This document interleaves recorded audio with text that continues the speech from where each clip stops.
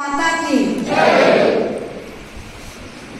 बोलो भारत माता की ನೀವ್ಯಾರು ಅನ್ಬೇಡ್ರಪ್ಪ ಇವ್ರು ಯಾಕೋ ಸುಮ್ಮ ಕೂತಾರ ನೋಡೋಣ बोलो भारत माता की ನಾಷ್ಟ ಮಾಡಿ ಬಂದಿರಲ್ಲ ಮಾಡಿರಿ ಇಲ್ಲ ಇಲ್ದಿದ್ರು ಎನರ್ಜಿ ಹೆಂಗಿರ್ಬೇಕು ನಾನು ಮಾಡಿಲ್ಲ ಇವತ್ತು ಶುಕ್ರವಾರ ಪೂಜೆ ಆಯ್ತು ಬೆಳಿಗ್ಗೆ 5 ಗಂಟೆಗೆ ಎದ್ದು ಪೂಜೆ ಮಾಡಿ 3 ವಾಸ್ತು ಶಾಂತಿ ಮಾಡಿ 4ನೇ ಕಾರ್ಯಕ್ರಮಕ್ಕೆ ಬಂದೆ ನನ್ನ ಎನರ್ಜಿ ನೋಡ್ರಿ ನಿಮ್ಮ ಎನರ್ಜಿ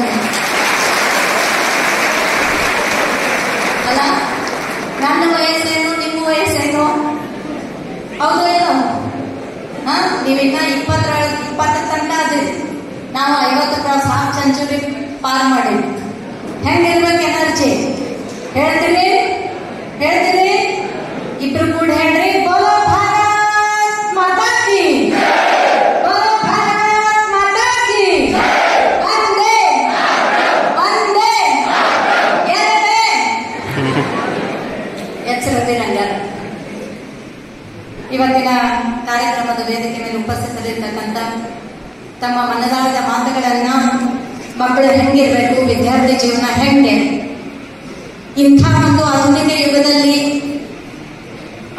ಯುಗವನ್ನ ಒಳಪಡಿಸಿಕೊಂಡು ನಮ್ಮ ಸಂಸ್ಕೃತಿಯನ್ನ ಬಿಡದೆ ನಾವು ಹೆಂಗಿರ್ಬೇಕು ಅಂತ ಬಹಳ ಚೆನ್ನಾಗಿ ನಮ್ಮ ವಿಜಯ್ ರಾವ್ ಸರ್ ಅವರು ಮಾತಾಡಿದ್ರು ವೇದಿಕೆ ಮೇಲೆ ಇರ್ತಕ್ಕಂಥ ವಿಜಯ್ ರಾವ್ ಸರ್ ಅವರೇ ಅದೇ ರೀತಿ ಮ್ಯಾನೇಜ್ಮೆಂಟ್ ಯಾವ ತರ ಒಂದು ವಿಷನ್ ಇಟ್ಕೊಂಡಿದೆ ಅಣ್ಣಾ ಸಾಹೇಬ್ ಜೊಲ್ಲೆಜಿ ಅವರು ಇರ್ಬೋದು ನಾನಿರ್ಬೋದು ಜ್ಯೋತಿ ಪ್ರಸಾದ್ ಅವರು ಇರ್ಬೋದು ಬಸವ ಪ್ರಸಾದ್ ಅವರು ಇರ್ಬೋದು ಈ ಒಂದು ಚಿಕ್ಕಹಳ್ಳಿಯಲ್ಲಿ ಶುರು ಮಾಡಿದಂತ ಜೊಲ್ಲೆ ಎಜುಕೇಶನ್ ಸೊಸೈಟಿ ಮುಂದೆ ಯಾವ ತರ ಬೆಳಿಬೇಕು ಅಂತ ಆಸೆಗಳನ್ನ ಇಟ್ಕೊಂಡಿದೀವಿ ಅದನ್ನ ಇವತ್ತು ಒಂದೊಂದಾಗಿ ನೆರವೇರಿಸುವಂತ ಕಾರ್ಯ ಯಾವ ತರ ಮಾಡ್ತಾ ಇದ್ದೀವಿ ನೀವೆಲ್ಲರೂ ಹೆಂಗಿರ್ಬೇಕು ಅನ್ನೋದ್ರ ಬಗ್ಗೆ ಬಹಳ ಚೆನ್ನಾಗಿ ಹೇಳಿದಂತ ಶಿರೀಶ್ ಕೆರೂರ್ ಅವರೇ ಕುಲಕರ್ಣಿ ಸರ್ ಅವರೇ ಅದೇ ರೀತಿ ರಾಕೇಶ್ ಮಗ್ದುಮ್ ಅವರೇ ಮತ್ತು ಬನಟ್ಟಿ ಸರ್ ಅವರೇ ಇಲ್ಲಿ ಆಗಮಿಸಿದಂತ ಇವತ್ತು ನನ್ನ ಶಿಕ್ಷಕ ವರ್ಗದ ಸಹೋದರ ಸಹೋದರಿಯರೇ ಹಾಗೂ ಮುದ್ದು ಮಕ್ಕಳೇ ನಾನು ಮುದ್ದು ವಿದ್ಯಾರ್ಥಿನಿಯರೇ ಅನ್ನೋದಿಲ್ಲ ಹೌದಾ ಏನಂತ ಹೇಳಿದೆ ನಾನು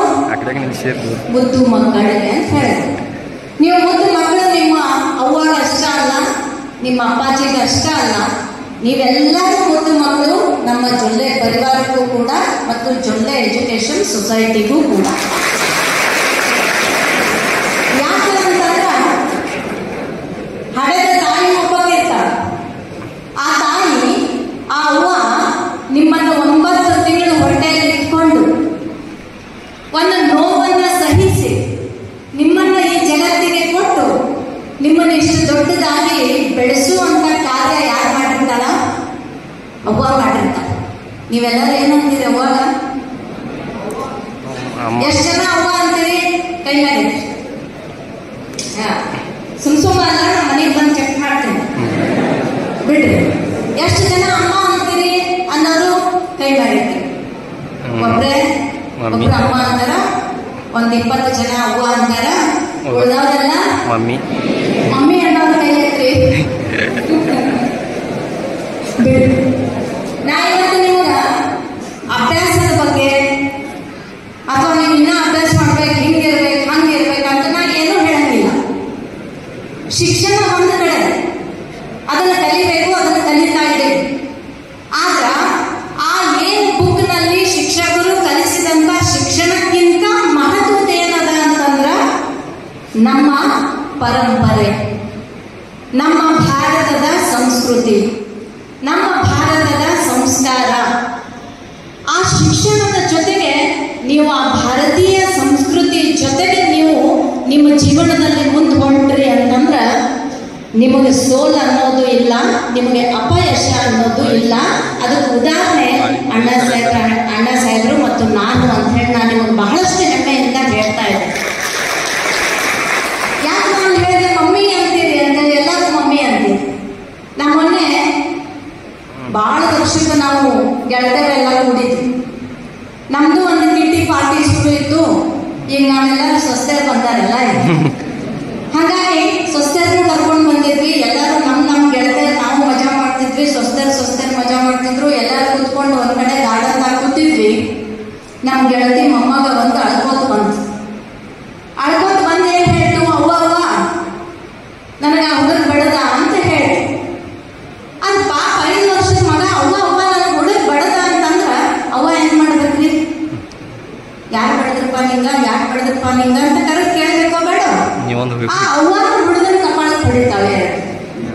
ಯಾಕೆ ಹೊಡೆದಿರ್ಬೇಕು? ಯಾಕೆ ಹೊಡೆದು ಯಾಕೆ ಹೊಡೆದಿರ್ಬೇಕು? ಯಾಕೆ ಹೊಡೆದು ಯಾರು ಒಬ್ರು ಹೇಳಿ ಜೋರಾಗಿ. ಅವ್ವ ಅಂದು ಅವ್ವ ಯಾಕಂತೀಯ ಅಂತ. ಏನ್ ಅನ್ಬೇಕಿತ್ತು ಆಕಿಗೆ? ಮಮ್ಮಿ ಮಮ್ಮಿ ಅನ್ಬೇಕಿತ್ತು. ಅದಕ್ಕೆ ಆಕಿ ಹೇಳ್ತಾಳ, ಲಕ್ಷ ರೂಪಾಯಿ ಕೊಟ್ಟು ನಿಮ್ಗೆ ಇಂಗ್ಲಿಷ್ ಮೀಡಿಯಂ ಶಾಲೆಗೆ ಹಾಕಿಲ್ಲ. ಎದ್ರ ಸಲುವಾಗಿ ಹಾಕೇನಿ? ಮಮ್ಮಿ ಡ್ಯಾಡಿ ಅನ್ನಕ್ ಹಾಕೇನಿ, ಅವ್ವ ಅಪ್ಪ ಅನ್ನಕ್ ಹಾಕಿಲ್ಲ. ನಿನಗೆ ಲಕ್ಷ ಲಕ್ಷ ಕೊಟ್ಟ ಇಂಗ್ಲಿಷ್ ಮೀಡಿಯಂ ಹಾಕಿದ್ದಕ್ಕ ನೀ ನನ್ಗೆ ಅವ್ವ ಅಂತೀಯ ಅಂತ ಬಡಿತಾಳ. ಅವಾಗ ನಾನು ನನ್ನ ಗೆಳತಿ ಹೋಗಿ ಕೇಳ್ತೇವೆ, ಯಾಕೆ ಬಡತಿ ಅಂತಂದ್ರ, ನೋಡ್ರಿ ವೈನಿ ಅವ್ವ ಅಂತೈತಿ ಹುಡುಗ ನನ್ಗ. ನಾ ಇಂಗ್ಲಿಷ್ ಮೀಡಿಯಂ ಹಾಕಿದ್ರೆ ಇಷ್ಟು ಕಾಂಪಿಟೇಟಿವ್ ದುನಿಯಾ ಐತಿ, 21st ಸೆಂಚುರಿ ಐತಿ, ಸ್ಪರ್ಧಾತ್ಮಕ ಯುಗ ಐತಿ, ಕಂಪ್ಯೂಟರ್ ಯುಗ ಐತಿ, ನನಗೆ ಮಮ್ಮಿ ಅನ್ನಂಗಿಲ್ಲ ಅಂತ. ಮಮ್ಮಿ ಅಂದ್ರೆ ಏನ್ ಗೊತ್ತೈತಿ ನಿಮ್ಗೆಲ್ಲರಿಗೂ? ಹೇಳ್ತೀರಿ? ಯಾರು ಒಬ್ರು ಎಣ್ಣೆ ಅಂತ ಹೇಳಿ ಮಮ್ಮಿ ಅರ್ಥ ಏನಾಗ್ತೈತೆ? ಹೇಳ್ರಿ, ಎದ್ರಾಗ ಹೋಗ್ಬೇಡ್ರಿ. ತಪ್ಪಾತು ಹೇಳ್ರಿ. ನಿಮ್ಮ ಹೆಸರು? ಸ್ಟೂಡೆಂಟ? ಕಲಾವತಿ ನಾಗರದಲ್ಲಿ ಒಂದು ಜೋರಾಗಿ ಚಪ್ಪಾಳೆ. ಜೋರಾಗಲಿ. ಏನ್ ಹೇಳಿರೋದು? ಸತ್ಯನ? ಮಮ್ಮಿ ಅಂದ್ರೆ ಚಿಕ್ಕದಾಗ ನೋಡಿರಲಿಲ್ಲ, ಮಮ್ಮಿ ಅಂತ ಹೇಳ್ತಿರ್ತಾರಲ್ಲ. ಅದಕ್ಕ ನಾನು ಯಾಕೆ ಹೇಳತ್ತೇನೆ ಅಂತಂದ್ರ, ನೀವೇನ್ ಬೇಕಾದ ಇಂಗ್ಲಿಷ್ ಕಲೀರಿ, ಬೇಕಾದಂಗ ಕಾಂಪಿಟೇಟಿವ್ ಇದ್ರೊಳಗೆ ದುನಿಯಾದಾಗ ಹೋಗ್ರಿ, ಕಂಪ್ಯೂಟರ್ನಾಗ ಎಕ್ಸ್ಪರ್ಟ್ ಆಗ್ರಿ, ಟೆಕ್ನಾಲಜಿ ಒಳಗೆ ಎಕ್ಸ್ಪರ್ಟ್ ಆಗ್ರಿ, ನಿಮಗೆ ಏನ್ ಬೇಕು ಎಲ್ಲಾನು ತಿಳ್ಕೊಳ್ಳುವಂತ ಅವಕಾಶ ನಿಮ್ಗೆ ಇವತ್ತು ಐತಿ, ಈ ಜಗತ್ನಾಗ ಐತಿ. ಅದನ್ನ ಇನ್ನು ಮುಂದೆ ಬರದ್ರ ಆರ್ಟಿಫಿಷಿಯಲ್ ಇಂಟೆಲಿಜೆನ್ಸ್ ಕಲಿಯಿಂದ ನೀವು ಮನ್ಯಾಗ ಸುಮ್ ಕೂತ್ರ ನಿಮ್ಗೆ ಏನ್ ಕಿಮ್ಮತ್ ಸಿಗ್ತೈತಿ? ಇಲ್ಲ. ಕಾಲ ಬದಲಾದಂಗ ನೀವು ಬದಲಾಗಲೇಬೇಕು. ಶೈಕ್ಷಣಿಕ ವ್ಯವಸ್ಥೆ ಬದಲಾದಂಗ ನೀವು ಬದಲಾಗಲೇಬೇಕು. ಈಗಿನ ಪರಿಸ್ಥಿತಿ ಹಂಗೆ ಶಿಕ್ಷಣವನ್ನು ನೀವು ತಗೋಲೇಬೇಕು. ಕಂಪ್ಯೂಟರ್ ಎಕ್ಸ್ಪರ್ಟ್ ಆಗ್ಬೇಕು, ಸೋಷಿಯಲ್ ಮೀಡಿಯಾ ಎಕ್ಸ್ಪರ್ಟ್ ಆಗ್ಬೇಕು, AI ಎಕ್ಸ್ಪರ್ಟ್ ಆಗ್ಬೇಕು, ಏನೇನು ನ್ಯಾನೋ ಟೆಕ್ನಾಲಜಿ ಬರಾಕತೈತೆ ಅದ್ರೊಳಗೆ ಎಕ್ಸ್ಪರ್ಟ್ ಆಗ್ಬೇಕು. ಇವತ್ತು ನಾವು ಚಂದ್ರದಾಗ ವಿಕ್ರಮ್ ಲ್ಯಾಂಡ್ ಆಯ್ತು ಇಲ್ಲ, ಎಷ್ಟು ಜಗತ್ತು ಮುಂದೆ ಹೊಂಟದ, ಅದ್ರ ಜೊತೆ ನೀವು ಹೋಗ್ಲೇಬೇಕು. ಆ ಸ್ಪರ್ಧಾತ್ಮಕ ಯುಗದಲ್ಲಿ ನೀವು ಬದುಕಲೇಬೇಕು. ಆದ್ರ ಅದನ್ನೆಲ್ಲ ಐತಿ ಅಂತ ಹೇಳಿ ನಮ್ಮ ಸಂಸ್ಕೃತಿಯನ್ನ ಬಿಡಬಾರ್ದು, ನಮ್ಮ ಸಂಸ್ಕಾರವನ್ನ ಬಿಡಬಾರ್ದು. ಅವ್ವ ಅಪ್ಪ ಅನ್ನುವಂಥ ಒಂದು ಗೌರವವನ್ನ ಯಾವತ್ತೂ ಕೂಡ ತಾಯಿ ತಂದೆಯರಿಗೆ ಕಡಿಮೆ ಮಾಡಬಾರ್ದು. ಯಾಕಂದ್ರ ನಿಮ್ಗೆ ಅನಿಸ್ತತಿ ಈ ವಯಸ್ಸಿನಾಗ ಏನ್ ಬೇಡ, ಅವ್ಗೆ ಏನ್ ತಿಳಿತೈತಿ, ಆಕೆ ನೀನ್ ಹಳ್ಳ್ಯಾಗಿದ್ದಂಗೆ ಅದಾಳ ಅಂತ. ಖರೆ ಅವ್ವ ನಿಮ್ಗಿಂತ ಹೆಚ್ಚು ಮಳೆಗಾಲ ನೋಡ್ಯಾಳ, ಖರೆ ಕಷ್ಟ ಏನು ಅಂತ ಆಕಿ ನೋಡ್ಯಾಳ. ಒಂದು ಮಗು ಬೆಳಿಬೇಕಂದ್ರೆ ಅದಕ್ಕೆ ಏನೇನು ಬೇಕು ಅನ್ನೋದು ಅವ್ಗೆ ಗೊತ್ತದ. ಅದ್ರ ಜೊತೆಗೆ ಅಪ್ಪ ಕೂಡ. ಅವ್ವ ನಿಮಗೆ ಪ್ರೀತಿ ಮಾಡಿ ಮಾತಾಡ್ಸ್ತಾಳ, ಆದ್ರೆ ಅಪ್ಪ ಏನು ಮಾತಾಡಂಗಿಲ್ಲ.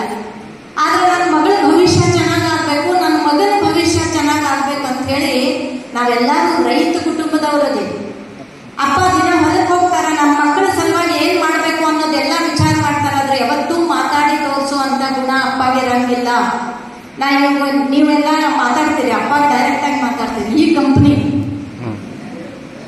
ಅಪ್ಪಾಜಿಗೆ ಯಾವಾಗ ಹೋಗಿ ಡೈರೆಕ್ಟ್ ಏನಾರ ಬೇಕಂತ ಹೇಳ್ತೀರಿ? ಎಷ್ಟು ಮಂದಿ ಹೇಳ್ತೀರಿ? ಕೈ ಹತ್ರ ನೋಡೋಣ. ಅದು ಕರೆ ಹೇಳಿದ್ರು ಸುಳ್ಳು ಹೇಳಿದ್ರು ಗೊತ್ತಿಲ್ಲ ಅಲ್ಲ. ಯಾಕಂದ್ರೆ 99% ಡೈರೆಕ್ಟ್ ಅಪ್ಪಾಜಿ ಜೋಡಿ ಯಾರು ಮಾತಾಡಂಗಿಲ್ಲ. ಹುಡುಗರು ಎಲ್ಲಿಂದ ಥ್ರೂ ಹೋಗ್ತೈತದ, ಮಮ್ಮಿ ಸರಿ ಹಿಡ್ದ, ಅವ್ವ ಸರಿ ಹಿಡ್ದ, ಅಪ್ಪ ಕಡೆ ಹೋಗ್ತೈತೆ. ಬಟ್ ಅಪ್ಪ ಯಾವಾಗೂ ಮಾತಾಡಂಗಿಲ್ಲ, ಯಾವಾಗ ದುಃಖ ಹೇಳ್ಕೊಳಂಗಿಲ್ಲ.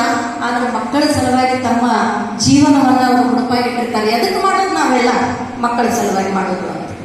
ಹಾಗಾಗಿ ನೀವೆಲ್ಲರೂ ಬಹಳ ಪುಣ್ಯವಂತರಿದ್ದೀರಿ.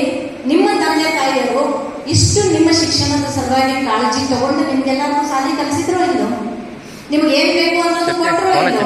ಅದರ ಜೊತೆಗೆ ನಾವು ಕೂಡ ಈ ಗಡಿ ಭಾಗದಲ್ಲಿ, ಯಾಕಂದ್ರೆ ಕರ್ನಾಟಕದ ಕೊನೆ ಹಳ್ಳಿ, ಇಲ್ಲಿಂದ ಮಹಾರಾಷ್ಟ್ರ ಸ್ಟಾರ್ಟ್ ಆಗ್ತದ, ಹಳ್ಳಿ ಸಣ್ಣದ. ಈ ಒಂದು ಜೊಲ್ಲೆ ಗ್ರೂಪ್ ನ ಸಂಸ್ಥಾಪಕರಾದಂತ ಅಣ್ಣಾ ಸಾಹೇಬ್ ಅವ್ರದ್ದು ಒಂದು ಕನಸಿತ್ತು.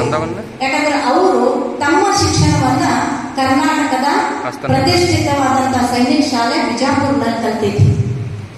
ಅವ್ರ ತಂದೆಯವರದ್ದೊಂದು ಆಸೆ ಇತ್ತು, ಏನು ನನ್ನ ಮಗ ಆರ್ಮಿ ಆಫೀಸರ್ ಆಗ್ಬೇಕು ಅಂತ ಹೇಳಿ.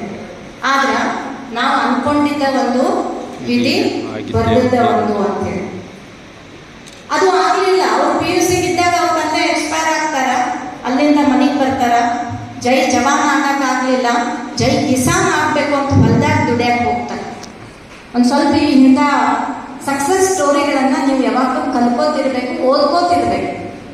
ಆ ಆದರ್ಶಗಳನ್ನು ನಿಮ್ಮ ಜೀವನದಲ್ಲಿ ಇಟ್ಕೊಂಡು ನೀವು ಮುಂದೆ ಹೆಜ್ಜೆ ಇಟ್ರ ಯಾವಾಗಲೂ ಕೂಡ ನೀವು ಒಬ್ಬ ಆದರ್ಶ ವ್ಯಕ್ತಿಯಾಗೇ ಮುಂದೆ ಹೋಗ್ತೀರಿ ಹೊರತಾಗಿ ಫೇಲ್ಯೂರ್ ಅಂತ ಹೇಳಿ ಆಗಂಗಿಲ್ಲ. ಆ ಕ್ಲಾಸ್ ತಗೊಂಡು ಅವ್ರಿಗೆ ಅನ್ನಿಸ್ತಿತ್ತು, ಇಲ್ಲ ನಾನು ಒಂದು ಶಿಕ್ಷಣ ಸಂಸ್ಥೆ ಮಾಡಬೇಕು, ನನ್ನ ರೈತರ ಮಕ್ಕಳು ಇಲ್ಲಿ ಕಲಿಬೇಕು, ನಾನು ಹೆಂಗೆ ಸೈನಿಕ ಶಾಲೆಗಳು ಕಲಿತು ಇಷ್ಟೆಲ್ಲ ಮಾಡಕ್ ಸಾಧ್ಯ ಆಯ್ತು, ಹಂಗೆ ಇಲ್ಲಿ ಕಲ್ತಂತ ರೈತರ ಮಕ್ಕಳು ತಮ್ಮ ಮುಂದಿನ ಭಾವಿ ಜೀವನದಲ್ಲಿ ಸಕ್ಸಸ್ ಆಗಬೇಕು ಅಂತ ಹೇಳಿ 94-95 130 ಹುಡುಗರಿಂದ, ಒಬ್ಬ ಟೀಚರಿಂದ, ಒಂದೇ ಕ್ಲಾಸ್ ರೂಮ್ದಿಂದ ಪ್ರಾರಂಭವಾದಂಥ ಈ ಜೊಲ್ಲೆ ಎಜುಕೇಷನ್ ಸೊಸೈಟಿ ಇವತ್ತು ನನಗೆ ಅಭಿಮಾನ ಅನ್ನಿಸ್ತದ. ಈ ಒಂದು ಎಜುಕೇಷನ್ ಸೊಸೈಟಿಯಲ್ಲಿ 5,000 ಮಕ್ಕಳು ಇವತ್ತು ಇಲ್ಲಿ ಜ್ಞಾನಾರ್ಜನೆಯನ್ನು ಮಾಡ್ತಾರೆ. ಅದಕ್ಕೆ ನಮ್ಮ ಕೆಲಸದ ನೀವು ಕೂಡ ಈ ರೀತಿ ಆಗಬೇಕು. ನೀವು ಒಂದು ಸರ್ಕಾರಿ ನೌಕರಿಗೆ ಹೋಗ್ಬೋದು, ಅಥವಾ ನೀವು ಯಾವುದೋ ಬಿಸ್ನೆಸ್ ಮಾಡ್ಬೋದು, ಅಥವಾ ನೀವು ಸ್ವಂತದ ಒಂದು ಉದ್ಯೋಗವನ್ನು ಮಾಡ್ಬೋದು. ಇಲ್ಲ ನೀವೆಲ್ಲರೂ ಗೃಹಿಣಿಗಳೇ ಆಗಿ ಮನೆಯಲ್ಲೂ ಕೂಡ ಇದ್ರೂ ಕೂಡ ನೀವು ಒಬ್ಬ ಆದರ್ಶ ವ್ಯಕ್ತಿ ಆಗಬೇಕು ಅನ್ನುವಂಥ ಕನಸು ನಮ್ಮದು ಮತ್ತು ನಮ್ಮ ಎಲ್ಲ ಮ್ಯಾನೇಜ್ಮೆಂಟ್ದು ಈ ಮತ್ತೆಲ್ಲ ಶಿಕ್ಷಕರದು ಅನ್ನೋದನ್ನ ಮರಿಬಾರ್ದು. ಯಾಕಂದ್ರೆ ನಮ್ಮ ಭಾರತ ದೇಶ ಸಾಮಾನ್ಯ ದೇಶ ಅಲ್ಲ. ಇದು ಇಡೀ ಜಗತ್ತಿನೊಳಗ 5,000 ವರ್ಷದ ಇತಿಹಾಸ, ವೇದ ಕಾಲದಿಂದಲೂ ಕೂಡ ನಮ್ಮ ಭಾರತ ಬಹಳ ಪವರ್ಫುಲ್ ದೇಶ. ಎದರಲ್ಲೂ ನಾವು ಕಡಿಮೆ ಇಲ್ಲ. ಅಂಥ ವೇದ ಕಾಲದಲ್ಲಿನೇ ಈಗಿರುವಂತ ಟೆಕ್ನಾಲಜಿ ಆ ಟೈಮಲ್ಲೂ ಕೂಡ ಯೂಸ್ ಮಾಡ್ತಿದ್ರು. ಈಗ ಪೋಸ್ಟ್ ಮಾರ್ಟಮ್ ಅಂತ ಹೇಳ್ತೀವಿಲ್ಲ, ಡೆಡ್ ಬಾಡಿ ಇದು ಮಾಡಿ ನೋಡ್ತಾರೆ, ಪೋಸ್ಟ್ ಮಾರ್ಟಮ್. ಆದ್ರೆ ನಮ್ಮ ಋಷಿಗಳ ಮೊದಲು ಕಂಡು ಹಿಡಿದಿದ್ರು ಪೋಸ್ಟ್ ಮಾರ್ಟಮ್ ಅನ್ನೋದನ್ನು. ಈಗ ನೀವು ಗಣಿತ ಮಾಡ್ತೀರಿ, ಲೆಕ್ಕ ಮಾಡ್ತೀರಿ, ಆ 0 ಒಂದಿರ್ತದ, 0 ಇರ್ತದ, 0ನ ನೋಡಿ ನಾವೆಲ್ಲ ಅಡ್ಜಸ್ಟ್ಮೆಂಟ್ ಮಾಡ್ತಿರ್ತೇವೆ. ಆದ್ರೆ ಇದು ಎಲ್ಲಿಂದ ಬಂತು? ನಮ್ಮ ವೇದ ಕಾಲದ ನಮ್ಮ ದೇಶದ ಋಷಿ ಮುನಿಗಳಿಂದ ಬಂತು. ಇವತ್ತು ನಾವು ಅಲೋಪತಿಕ್ ಡಾಕ್ಟರ್ ಕಡೆ ಹೋಗ್ತೀರಿ ನಾವು ತಲೆ ನುಸಕ್ರ ದವಾಖಾನೆಗೆ ಹೋಗ್ತೀರಿ, ಏನೋ ನುಸಕ್ರ ದವಾಖಾನೆಗೆ ಹೋಗ್ತೀರಿ, ಅವ್ರು ಇಂಜೆಕ್ಷನ್ ಕೊಡ್ತಾರೆ, ಟ್ಯಾಬ್ಲೆಟ್ಸ್ ಕೊಡ್ತಾರೆ. ಆದ್ರೆ ಇದು ಆರೋಗ್ಯ ಕೆಟ್ಟ ಮೇಲೆ ನಾವು ಹೋಗ್ತೀವಿ. ಆದ್ರೆ ಆರೋಗ್ಯನೂ ಕೆಡಬಾರ್ದು ಅನ್ನೋದಕ್ಕೆ ನಮ್ಮ ಭಾರತೀಯ ಸಂಸ್ಕೃತಿಯಲ್ಲಿ ಬಹಳ ಒಂದು ಒಳ್ಳೆ ಒಂದು ಅಭ್ಯಾಸ ಇತ್ತು. ಅದು ಏನು ಅಂತಂದ್ರೆ ಯೋಗ ಮತ್ತು ಪ್ರಾಣಾಯಾಮ ಅಂತ ಹೇಳಿದ್ರು. ನೀವೆಲ್ಲರೂ ಸ್ಟೂಡೆಂಟ್ಸ್ ಅಂತೀರಿ, ನೀವು ಇವತ್ತಿಂದ ನೋಡಿರ್ಬೇಕಾದ್ರೆ ನನಗೆ ಇಷ್ಟು ಎನರ್ಜಿ, ಬೆಳಿಗ್ಗೆ 45 ಮಿನಿಟ್ಸ್ ವಾಕಿಂಗ್ ಮಾಡ್ತೇನೆ, 45 ಮಿನಿಟ್ಸ್ ಪ್ರಾಣಾಯಾಮ ಮಾಡ್ತೇನೆ, ಮತ್ತು ಸ್ವಲ್ಪ ವಾರ್ಮ್ ಅಪ್ ಮಾಡ್ತೇನೆ. ನಮ್ಮ ಸಲುವಾಗಿ ನಾವೇನಾದರೂ ನಮಗಾಗಿ, ನಮ್ಮ ಹೆಲ್ತ್ಗಾಗಿ, ನಮ್ಮ ಆರೋಗ್ಯಕ್ಕಾಗಿ ನಾವೇನಾದರೂ ಅಳವಡಿಸ್ಕೊಳ್ಳೋದು ಬಹಳ ಮುಖ್ಯ. ನೀವಂತೂ ಸ್ಟೂಡೆಂಟ್ಸ್ ಅದೇ, ನಿಮ್ಗೆ ಬಹಳ ಈಸಿ. ಮೆಡಿಟೇಷನ್ ಅಂತೂ ಮಾಡಿದ್ರೆ ನಿಮ್ಮ ಕೈಯ ಹಿಡಿಯಕ್ಕೆ ಸಾಧ್ಯ ಇಲ್ಲ, ಅಷ್ಟು ಪವರ್ಫುಲ್ ಬ್ರೈನ್ ಆಗ್ತೈತಿ, ನಿಮ್ಗೆ ನೆನಪಿನ ಶಕ್ತಿ ಆಗ್ತದೆ. ಹಾಗಾಗಿ ನಮ್ಮ ಭಾರತೀಯ ಪತಂಜಲಿ ಮುನಿಗಳು, ಋಷಿಗಳು ಹೇಳಿದ್ರು, ಆರೋಗ್ಯ ಚೆನ್ನಾಗಿರ್ಬೇಕಂದ್ರೆ ನೀವು ಯೋಗವನ್ನ ಅಭ್ಯಾಸ ಮಾಡ್ರಿ, ಪ್ರಾಣಾಯಾಮ ಅಭ್ಯಾಸ ಮಾಡ್ರಿ, ಮೆಡಿಟೇಷನ್ ಅಭ್ಯಾಸ ಮಾಡ್ರಿ ಅಂತ ಹೇಳಿ. ಇವತ್ತು ನಮ್ದು ಇಂಟರ್ನ್ಯಾಷನಲ್ ಯೋಗ ಡೇ ಆಯ್ತೋ ಇಲ್ಲೋ? ಐತೆ ಅನ್ನೋರ್ ಕೈ ಮೇಲೆ ಐತ್ರಿ ಸರ್. ಇಂಟರ್ನ್ಯಾಷನಲ್ ಯೋಗ ಡೇ ಮಾಡ್ತೀವೋ ಇಲ್ಲೋ? ಮಾಡ್ತೇವೆ ಅನ್ನೋರು ಎಷ್ಟು ಮಂದಿ ಇದ್ದೀರಿ?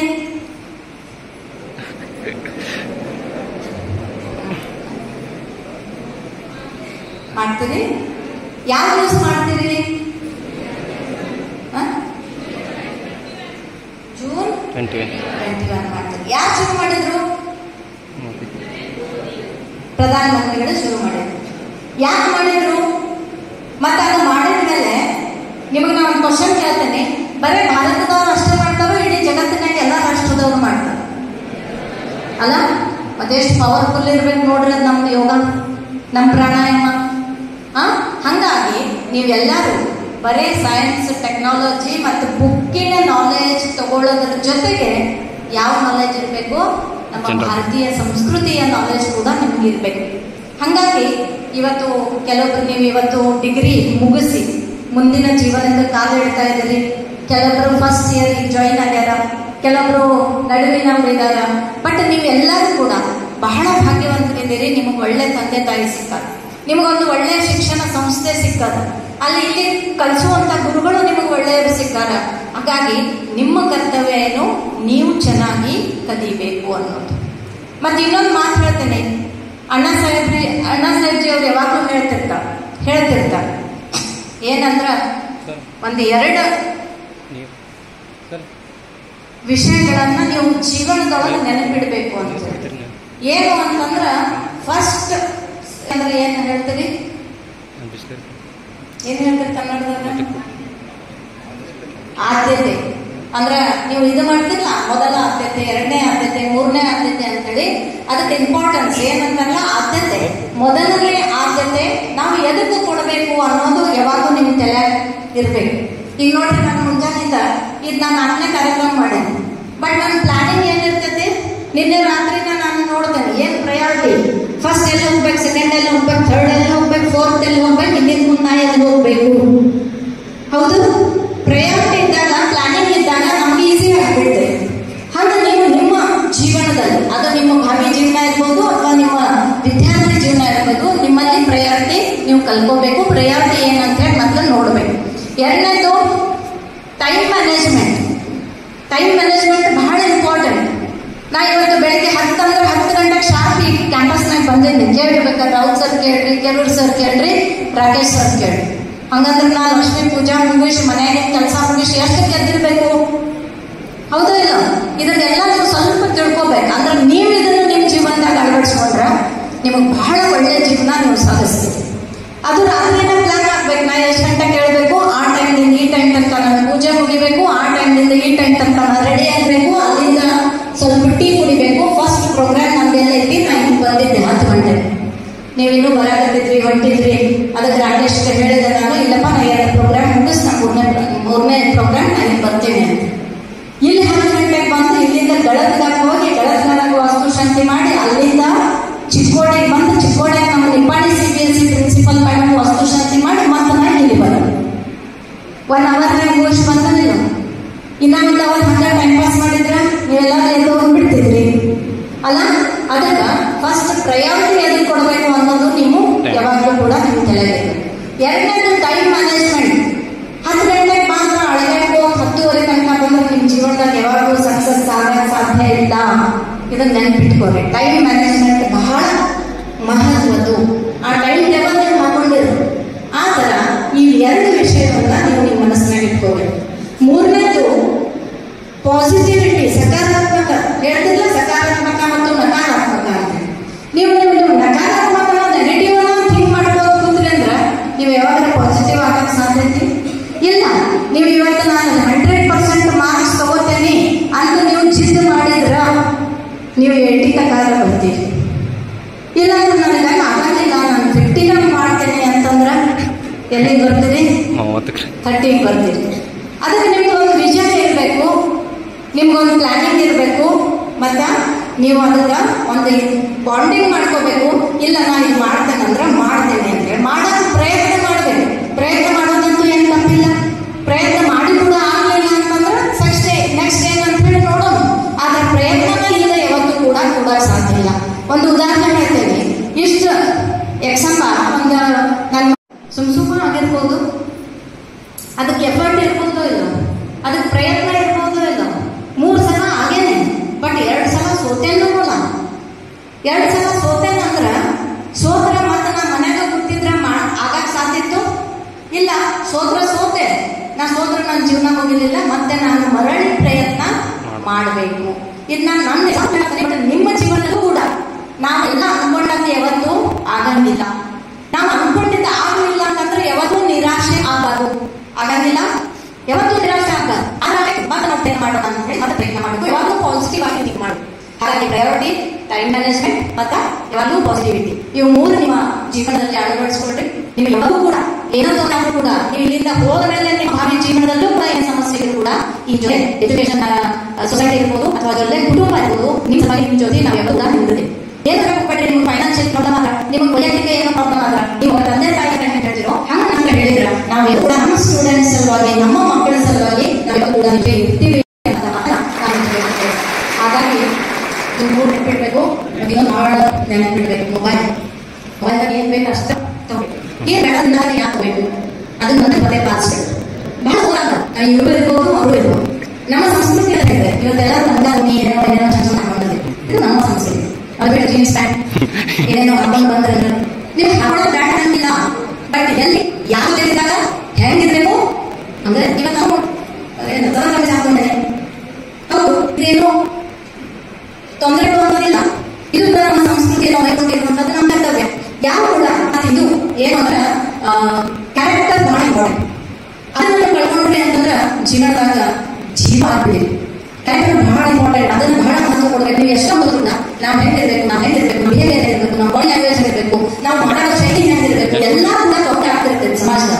ಹಾಗಾಗಿ ನೀವು ಅದರ ಕಡೆ ಕೂಡ ಗಮನವನ್ನು ಕೊಡಬೇಕು. ತಂದೆ ತಾಯಿಗೆ ರೆಸ್ಪೆಕ್ಟ್ ಕೊಡ್ರಿ, ಗುರು ಹಿರಿಯರಿಗೆ ರೆಸ್ಪೆಕ್ಟ್ ಕೊಡ್ರಿ. ನಿಮ್ಮ ಜೀವನ ಶಿಕ್ಷಣದ ಜೊತೆಗೆ ಸಂಸ್ಕಾರದ ಜೊತೆ ಜೀವನ ನಡೆಸಿ ನಿಮ್ಮ ಮುಂದಿನ ಜೀವನ ಬಹಳಷ್ಟು ಒಳ್ಳೆ ರೀತಿಯಿಂದ ಆಗಲಿ ಅಂತ ಹೇಳಿ ನಾವೆಲ್ಲರೂ ಕೂಡ ದೇವರಲ್ಲಿ ಪ್ರಾರ್ಥನೆಯನ್ನು ಮಾಡ್ತೇವೆ.